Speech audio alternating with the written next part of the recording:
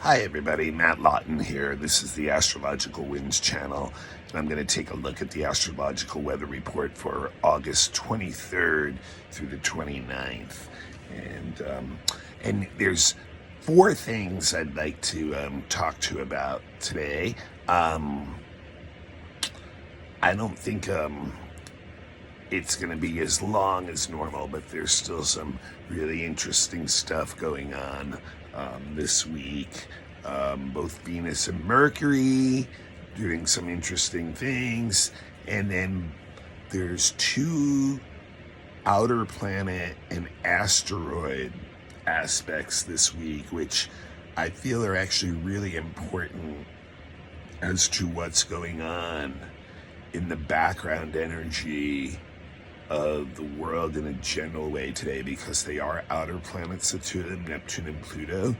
And so this is like, evolutionary process type things going on in relationship to some strong aspects that they're making. So that's so four things, and what I'm going to start with is actually Venus this week. And Venus is kind of making an interesting journey this week. If you'll remember, she's in Libra now, in the sign of her rulership, where relationships are pretty important. And she's going to hit the Saturn, Uranus, Chiron mix in that zone. In a mixed kind of way. And it starts today on Monday, when she trines Saturn, which is the main aspect of today. And when Venus trines Saturn, there is a good flow in relationships for sure, but it's more a stabilizing flow, a more committed, long-term, sobering kind of flow of energy. So it favors like relationships that are based on more practical things, more real world things, like for instance, business relationships. It is a really, really good aspect for business relationships, because it doesn't allow the emotions to get too decisive in the situation, and it's really good at making assessments of where your relationships are at too, and just really being realistic about what you can expect from others and what you can't, so you're not like kidding yourself, so you're not therefore as let down with others, because what you can get from them and what you can't get from them, and you're just basing that on a more realistic reality of your experiences and stuff with them up to this point.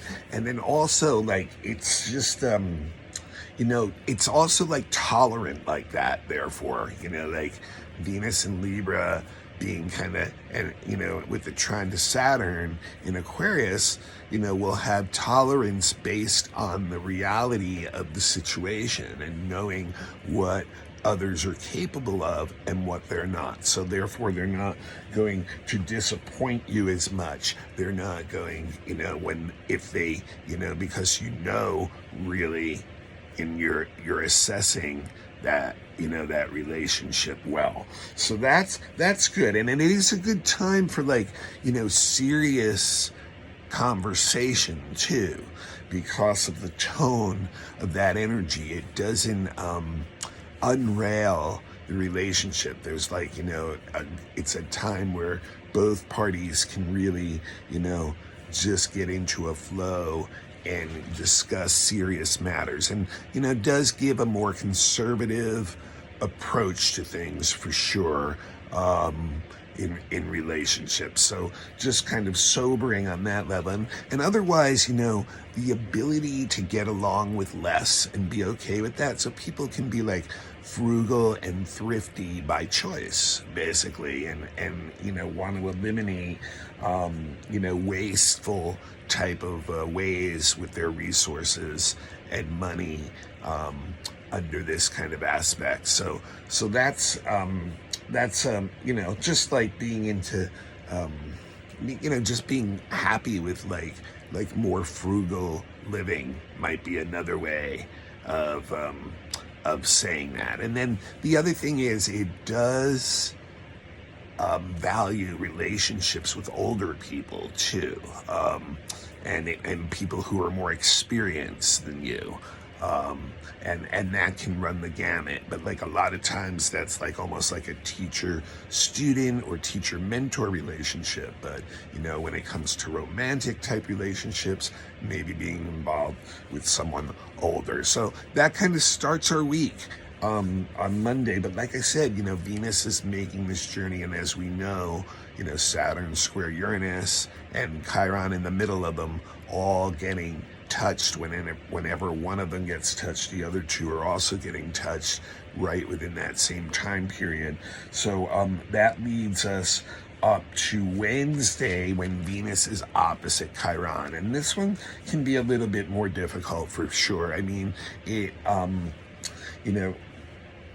it can go either way. In a highly conscious partnership or relationship, you can really be able to get deep in showing and expressing things that are wounding and painful in you, and being able to process that with someone that you're intimate with, and get a lot of support in that way too, and thus being able to learn from ourselves. But for the normal Venus opposite Chiron can really run with partnerships. There can be really a lot of arguments and battles, disputes, where things can get really painful, because people know each other well, and therefore they know the spots that are those weak spots, those sensitive spots that can be hit by the words that you're saying, and really cause a lot of pain. So it's kind of interesting on that level, because really what's kind of happening here is, through other people, we are learning how we actually relate, and it's kind of being reflected back to us. So even if they're giving us a hard time, sometimes this is teaching us how we relate and are getting those reactions. And it's like holding up a mirror and expecting to see the worst in a way, and then realizing that there's some serious work actually being done within yourself, because you've seen now how your effect is on relationships being reflected back at you, if you can follow that. And then from there, that is the kind of energy that the universe responds to in a really positive way, if you can follow that through. So like I said, initially that look in the mirror through the other may be something ugly, but if we're bravely facing that, then the ultimate consequence of all that can be really, really good, and can be a really positive thing, because you can have a breakthrough about yourself and the way that you're relating to other people. And then from there, you're now going into that Chiron part of the journey of your learning from your wounds, and then the healing can come in, the relief can come in, that kind of thing come in. But it can be, once again, a very Chironic journey this week, midweek, in partnerships on that level. But once you get to that point, and you can get through those kinds of misunderstandings and things like that, that's when that positive part of the Venus Chiron can kick in, if you can't bypass all that stuff, and where you can really get open and intimate with the feelings inside you that are painful, and get a lot of support, and give support too to others in that same situation. And then by Saturday, Venus runs into a bumpy quincunx with Uranus. And this is a funny aspect.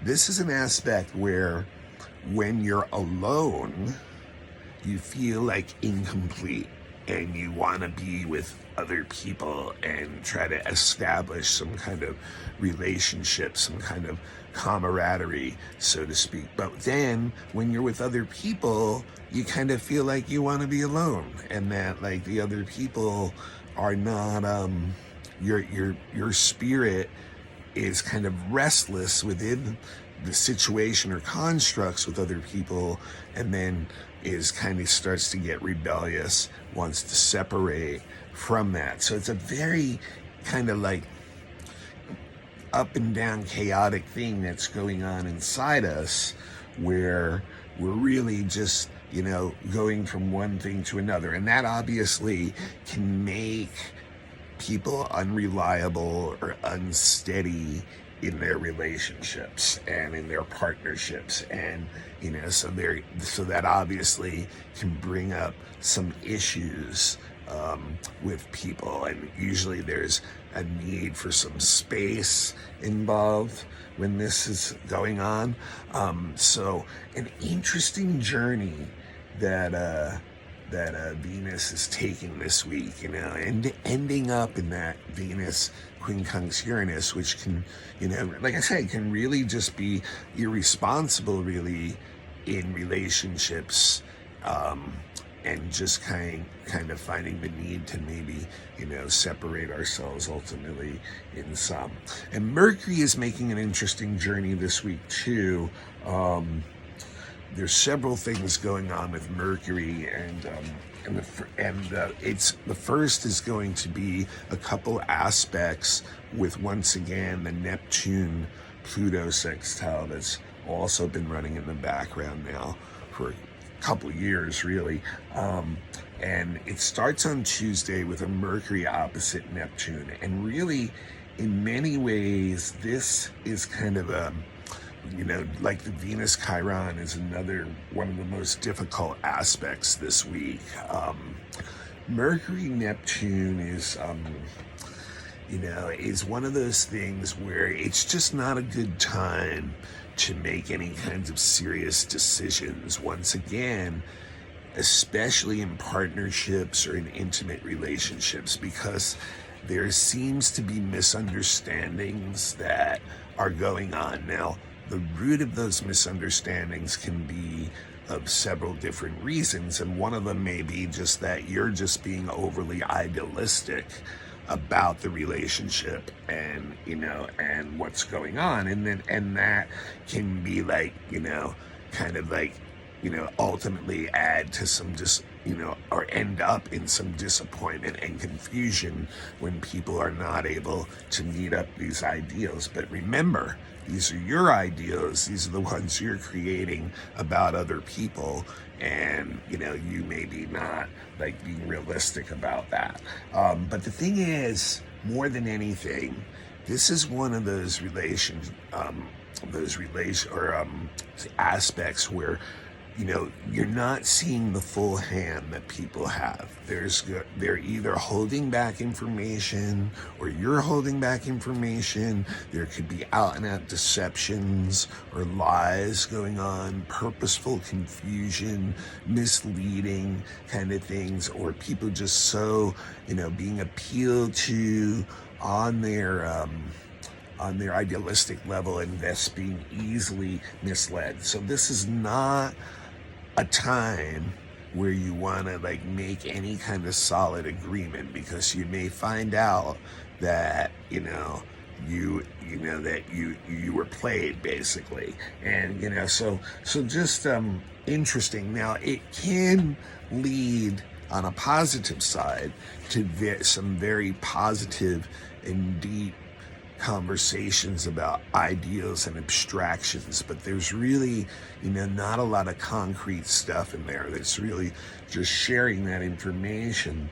And you know, ultimately, I think, you know, it could end up interacting with the Venus Chiron opposition too, and that may be where, you know, that from where we're, you know, the transition from the Venus Saturn stability of relationships on Monday starts to kind of get lost on Tuesday with Mercury Neptune, and end up in a painful situation by Wednesday with Venus Chiron. So kind of interesting. But then on Thursday, Mercury trines Pluto.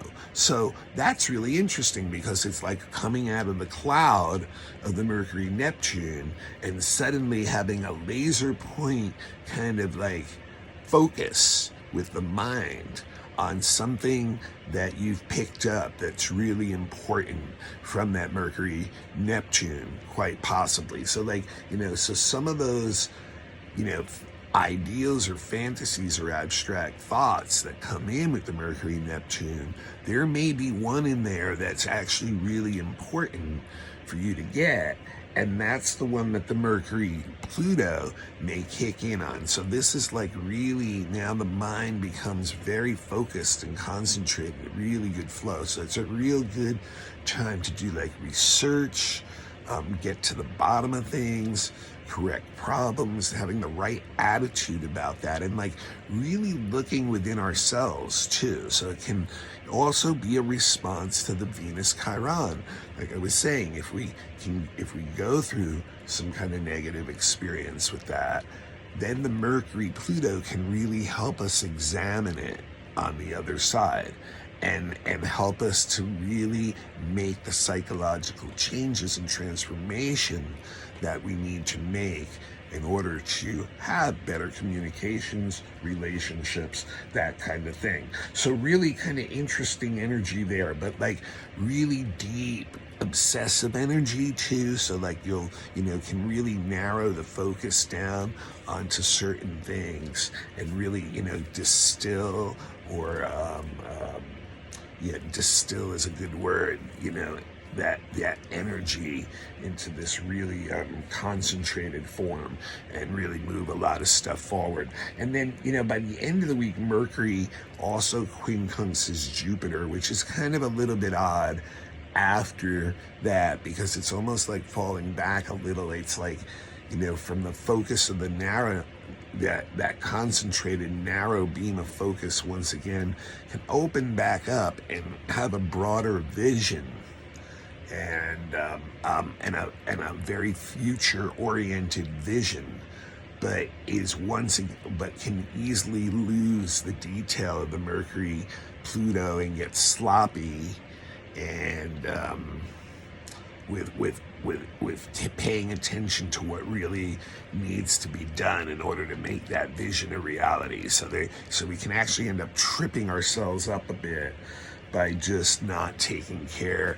of details or kind of just being sloppy in our approach. Now, another thing that's really interesting too is Mercury is on the midpoint, the long midpoint of the Saturn-Uranus square all this week. It actually sesquiquadrates both of them, and it's an interesting, it's called, we call that an aspect called the black kite, and it can be a frustrating aspect in the sense that it seems like many situations, especially in the real world here, I think, with these three together, are in need of change, but like they still need to develop more before we know what we really need to do in those situations.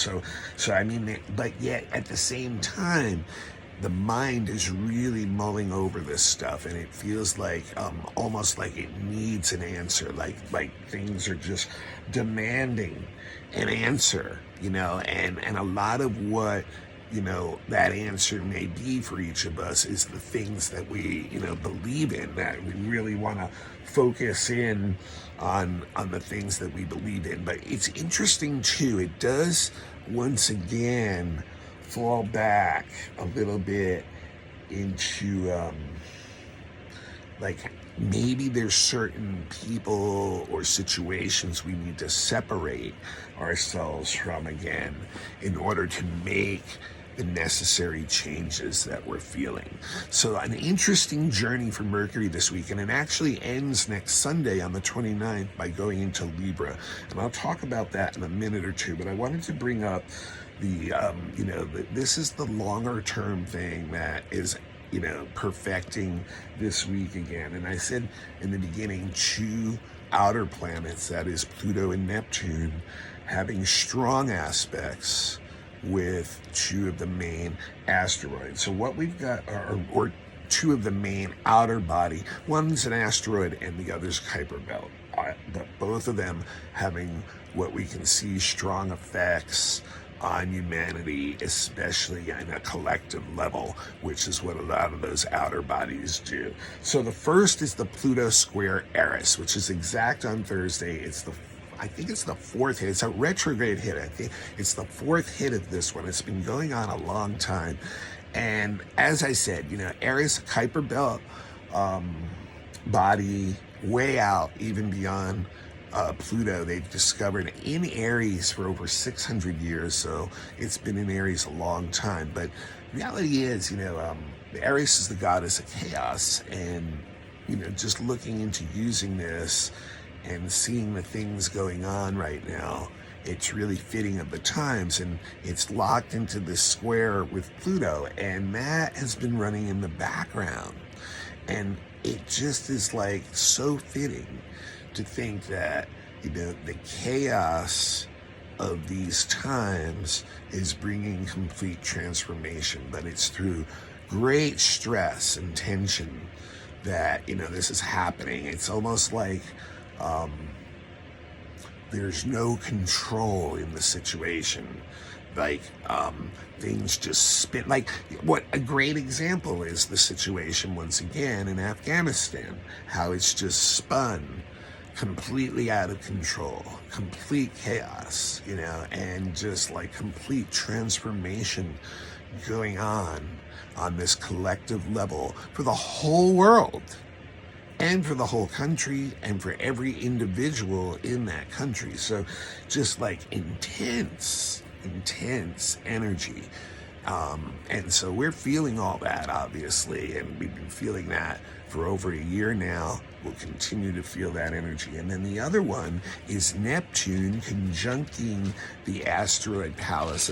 Now, I just think it's so amazing, once again, to me at times, the timing of astrology, how these two aspects can be exact on the exact same day in retrograde hits, and combine their energies to really describe what is really peaking at this time. And that is, with Neptune conjunct Pallas, it's being really confused about our perceptions of reality. It's being under the influence of negative energies on psychic levels mainly that are pulling us down. And it's using our own beliefs against us and turning them into blind faith unquestioningly. Now, you combine that with the Pluto Eris energy going on, and you just have what we have going on. Just people not under these influences, lost in their own belief systems and being easily misled and and then being sucked into like nonstop chaotic situations. So we really have a lot to look for in this, in all of us together in these two energies.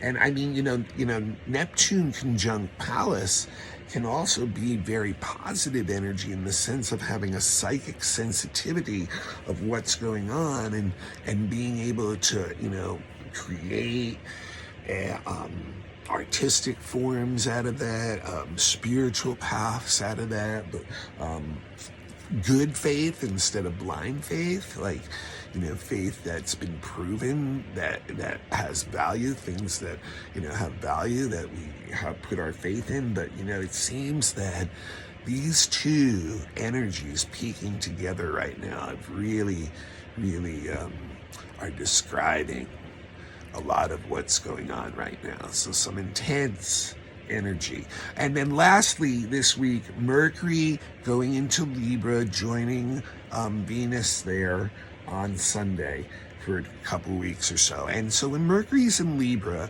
we're really careful about our decision-making processes. We do not jump to conclusions. We want to weigh everybody's point of view and all the information before we make a choice. We are trying to make the most balanced choice. The negative part of that is that can come off as indecisive if it drags on too long. There's a certain point, you can always add a little bit, another layer to something, or another point of view to something, but there's a certain point where you do have to make a decision too. So that's the negative part of Mercury, but it is a careful thinker, a careful worker, really articulate with words, so really can express feelings very well. Can also use that power with words to be creative with it. So artistic art forms with words is kind of like the diplomat's sign. With Mercury in Libra, the two of them together is diplomatic energy. Being able to make decisions together, come to agreements, negotiations, things like that, where there's a give and take. People remain like tactful and keep their manners about them is a good way to say it too when they're within that. So so it's a real for the most part a real useful Mercury as far as getting balance, equality, and good working equal agreements. It's just this tendency once in a while to go overboard and get indecisive that can drag that down. All right, that is it for this week. Next week we have September starting, so I'm going to do the monthly report and the weekly report together next week. So we'll look at September and see what's going on in a general way with that too. So I'm Matt Lawton. This is the Astrological Winds channel. It is on YouTube. That's where the video part is. So get a YouTube account if you don't have one, become a follower, and turn on your notifications. I am not able to social media bomb people very much anymore. Just too many of you, too much going on. So you got to be a little bit responsible about this at this point and deal with it yourself. I have a lot of followers now at this point going out on podcasts. The Astrological Winds channel is what you want to look up on any podcast. There's 15 or more podcasts that have picked it up, including ones like Apple, and Spotify and things like that. And you guys know them all better than me probably. So please, this is a free service. This is the best thing you can do for me, is to actually continue to give the link to other people. We're talking about possibly doing RSS feed again eventually too, or converting to RSS feed for people who want to actually even read it. Kind of going back to the really old days of the blog when I used to type it out. And then if you'd like to give a donation, or if you'd like to get a reading, my email is mattHue823@gmail.com. So that's also my Zelle and my Venmo, and no donation is too small, and I thank you ahead of time. And then I'm available for readings. Been doing readings now for almost 20 years, 19 years professionally. All types, natal readings, predictive reading for the next year, which is your personal weather report, just like this blog, relationship readings, relocation, astrocartography type readings, and then, if you need to look into children's charts or have an election done on a time to start something that is the best timing, horary questions, if you need to know an answer to something you're having a hard time finding the answer to, fixed star readings, if you want to do a deeper soul mission reading. Those are a lot of fun. And any kind of specific questions too that you have, available for all those types of readings. So once again, the email is mattHue@gmail.com. and just contact me, and we will discuss prices and what you want. All right, until next week, this is Matt Lawton. This is the Astrological Winds channel, and I will see you then.